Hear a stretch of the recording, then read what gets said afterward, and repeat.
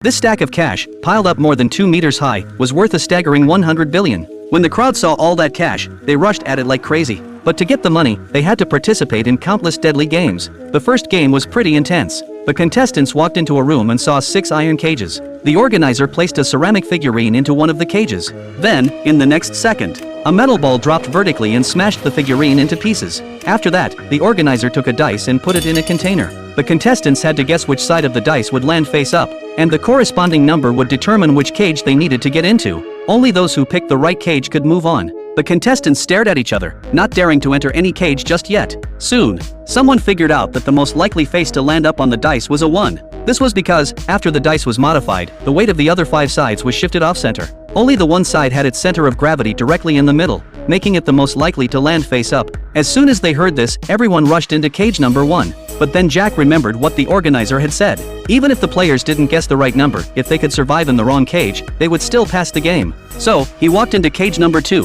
while a few others went into cage number 3. As they were waiting for the metal ball to fall, Jack noticed that the fat guy in cage number 3 was standing right in the middle of the cage. He told the fat guy to move to the edge of the cage, but the guy just stood there, as if he didn't hear him. In the final seconds, Jack climbed over the iron bars and jumped into cage number 3 from cage number 2. He grabbed the fat guy and forced him to sit against the bars. The countdown ended, and the organizer opened the container in his hands. The dice landed with the number 4 facing up. Nothing happened in cage number 4, but in the other 5 cages, huge metal balls dropped down. But when the balls fell, Jack and the others weren't hit. It turned out that there was some space between the metal balls and the cages, and if they stayed in that gap, they would survive. As long as there weren't too many people in the cage, they could all hide in the gap and make it through. Jack and his group survived, but the players crowded into cage number 1 weren't so lucky.